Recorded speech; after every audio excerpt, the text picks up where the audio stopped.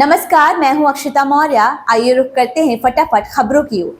पूर्व राष्ट्रपति Donald Trump ने पेंसिल्वेनिया में एक चुनाव प्रचार कार्यक्रम के दौरान कमला हैरिस पर निशाना साधते हुए कहा कि अगर वे राष्ट्रपति चुनी जाती हैं तो इस बात की गारंटी है कि अमेरिका तीसरे विश्व युद्ध में शामिल हो जाएगा, क्योंकि वे वैश्विक मामलों के बारे में कुछ नहीं जानते और उन्हें नहीं पता कि चीन के राष्ट्रपति शी जिनपिंग और रूस के राष्ट्रपति व्लादिमीर पुतिन से कैसे बात करनी है।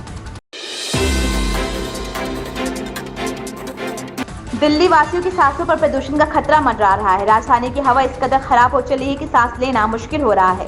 दिल्ली के आनंद विहार के आसपास वायु गुणवत्ता सूचकांक 400 के पार 405 दर्ज किया गया है। केंद्रीय प्रदूषण नियंत्रण बोर्ड के अनुसार इसे गंभीर श्रेणी में रखा गया है।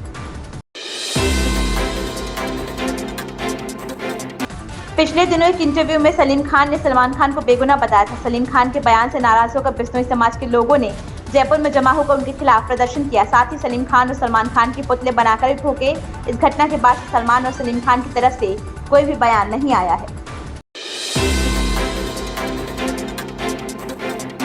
मस्क को लेकर एक चौंकाने वाली रिपोर्ट सामने आई है। इस रिपोर्ट में कहा गया है कि एलन मस्क, जो कि खुद दक्षिण अफ्रीकी मूल के हैं, उन्होंने 1995 में स्टैनफोर्ड यूनिवर्सिटी से ड्रॉप आउट होकर अपनी पहली कंपनी Zip2 के लिए 4 साल तक काम किया।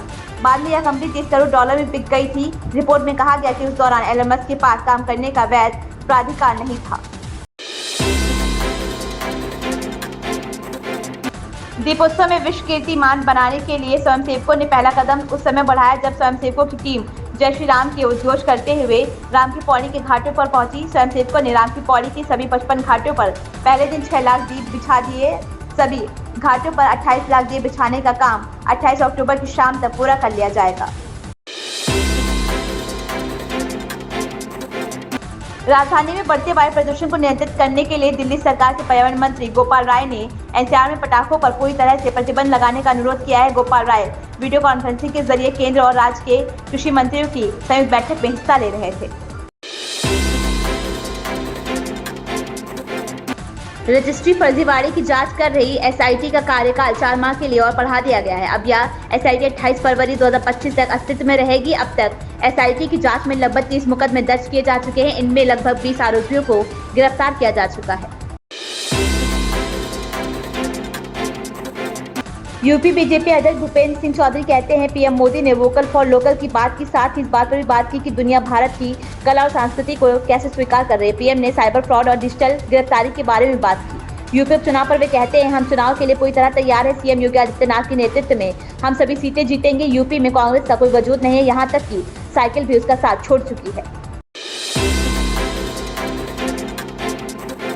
पंजाब में धान के खरीद न होने के विरोध में किसान सड़कों पर उतर आए हैं। वहीं भाजपा नेताओं ने इसी मुद्दे पर राज्यपाल गुलाब चंद कटारिया से मुलाकात की। भाजपा नेता परनीत कौर ने मुख्यमंत्री भगवंत मान पर कई आरोप लगाए हैं। Punjab fire and emergency service bill 2024 के तहत क्लासिफिकेशन के आधार पर सजा का प्रावधान। बिल में इमारतों को कम, मध्यम और उच्च जोखिम के रूप में वर्गीकृत किया जाएगा और सजा भी उसी के आधार पर तय की जाएगी। लगातार गैर अनुपालन के लिए सख्त दंड का प्रावधान किया गया है। इन खबरों में बस इतना ही। बने रहिए हमारे साथ।